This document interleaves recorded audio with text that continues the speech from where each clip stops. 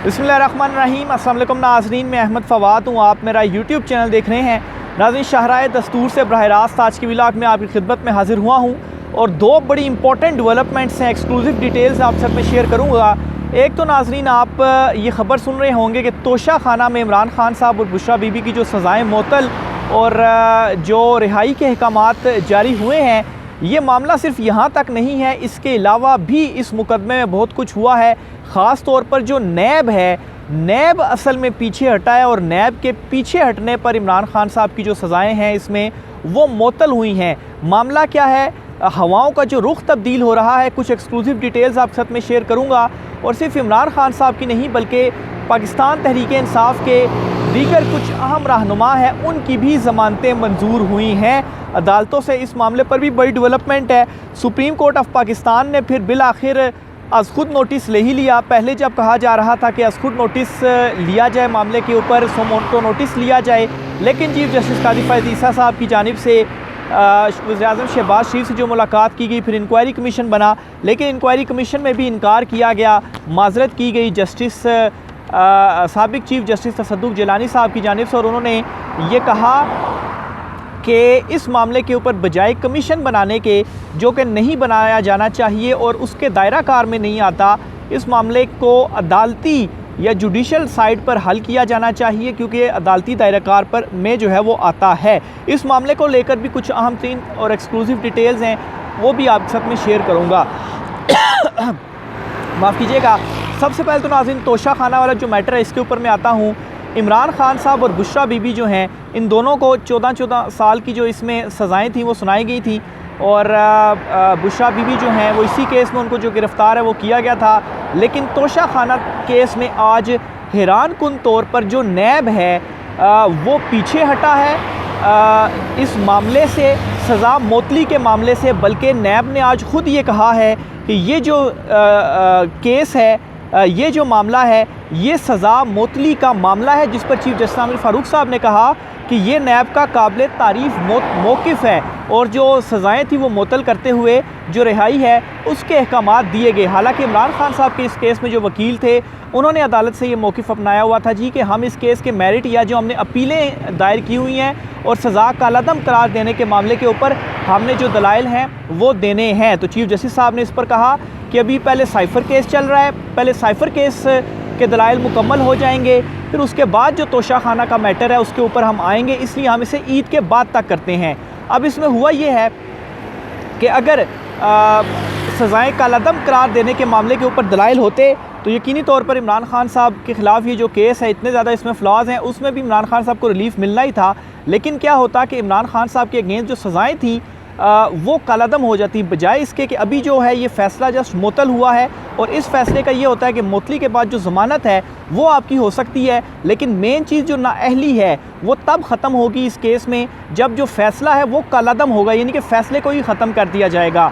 तो बहरहाल इसमें दो एस्पेक्ट से चीज़ें देखी जा सकती हैं। एक तो नैब को चूँकि ये मालूम था कि ये केस बोगस सा केस है और इस केस में कुछ कहने को है नहीं, ये ख़त्म हो जाएगा, तो थोड़ा सा जो टाइम गेन है वो किया जाए, इसलिए पहले सज़ाए मुअत्तली और रिहाई के मामले पर आया जाए, फिर बाद में मेरिट्स और अपीलों के ऊपर आया जाए, क्योंकि उस मामले ने भी उड़ना ही है। लेकिन अगर पहले ही वो मामला सुन लिया गया तो पहले ही केस ख़त्म हो जाएगा। तो इसको इस एंगल से भी देखा जा सकता है। बहरहाल नैब ने ये जो आज मुखालफत नहीं की, बल्कि उल्टा कहा कि ये सज़ा मुअत्तली का मामला है या केस है, और उस पर चीफ जस्टिस आमिर फ़ारूक साहब ने भी टाइम नहीं लगाया और ये जो फ़ैसला है वो सुना दिया है। तो ये कुछ इंडिकेशंस भी हैं कि शायद इमरान खान साहब के हवाले से कुछ जो मामलात हैं, जिस तरीके से 6 जजेस जो डट गए हैं, तो मामलात कुछ बेहतरी की तरफ, या आप कहें कि हवाओं का जो रुख है वो तब्दील होता जा रहा है। क्योंकि सिर्फ इमरान खान साहब को इस केस में रिलीफ़ नहीं मिला, बल्कि कुछ और भी केसेस थे जिनमें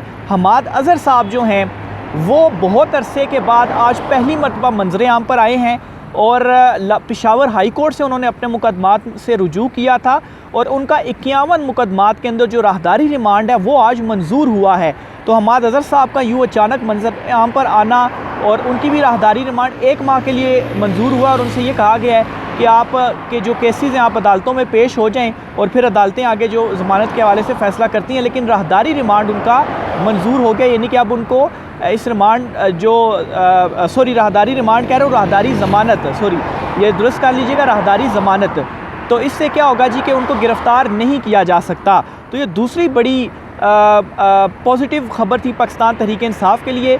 फिर फवाद चौधरी साहब जो हैं, जो इनिशियली PTI से तो लैदा हुए, लेकिन बहुत सारी चीज़ों पर उन्होंने बात मानने से इनकार किया, तो फिर खैर उनकी गिरफ़्तारी और केसेस चले। लेकिन फवाद चौधरी साहब को भी आज जो ज़मानत है और रिहाई का जो हुक्म है एक मुकदमे के अंदर उनके ऊपर जो चल रहा था, उनके लिए भी आज जारी हुआ है। तो ये 3 इंपॉर्टेंट डेवलपमेंट्स थी जो कि अदालतों, हाई कोर्ट और लोअर अदालतों से जो पाकिस्तान तहरीक इंसाफ के लिए सामने आई हैं। इमरान खान साहब, हमाद अजहर साहब और जो है फवाद चौधरी साहब। अच्छा, अब दूसरी तरफ मैं आता हूँ तो क्या हो रहा है कि सुप्रीम कोर्ट ऑफ पाकिस्तान ने जो इस मामले के ऊपर खुद नोटिस लिया हुआ है और इस केस को समाअत के लिए मुकर्रर कर दिया गया है।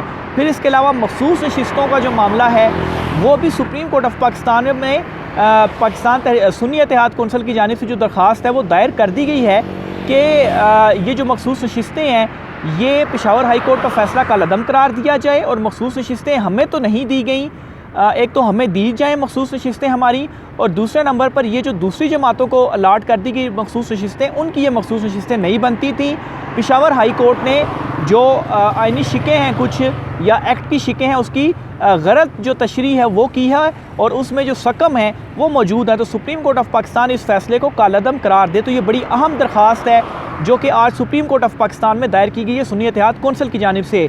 पेशावर हाई कोर्ट के फैसले और मखसूस नशिस्तों वाला जो मामला था, इससे काफ़ी हफ्ते बल्कि गुजर चुके हैं। इस मामले के ऊपर किसी तरह से PTI की जानिब से अदालत में चैलेंज नहीं किया जा रहा था, कोई पेशरफ सामने नहीं आ रही थी। तो अब पाकिस्तान तहरीक इंसाफ की जानिब से ये जो दरख्वास्त है आज सुप्रीम कोर्ट ऑफ पाकिस्तान में दायर कर दी गई है। तो ऊपर नीचे आज के दिन ये कोई 7-8 डेवलपमेंट्स आप कह सकते हैं कि जो इकट्ठी हुई हैं। एक तो ये जी खुद नोटिस लिया काजी साहब ने, फिर दूसरे नंबर पर और अपना ही जो उनका एक था कि इंक्वायरी कमीशन होना चाहिए, उससे यू टर्न कहें या उससे वो पीछे हुए जो भी कहें, लेकिन उन्होंने खुद नोटिस ले लिया जो बाकी 2 जजेस या 3 रुकनी कमेटी होती है। अच्छा, दूसरे नंबर पर जस्टिस जिलानी जो हैं रिटायर, वो इस मामले से पीछे हो गए। फिर साथ ही मखसूस नशिस्तों वाली डेवलपमेंट जो है वो सामने आ गई। फिर इसके साथ ही तोशा खाना में सज़ाएँ मुअत्तल होगी इमरान खान साहब की, और फिर इसी तरह से साइफ़र केस में चीफ जस्टिस आमिर फ़ारूक साहब के ये रिमार्क्स कि 1-2 समातों के अंदर उस केस को भी हम फाइनलाइज़ कर देंगे और फिर उसके बाद उसके ऊपर भी फ़ैसला आ जाएगा।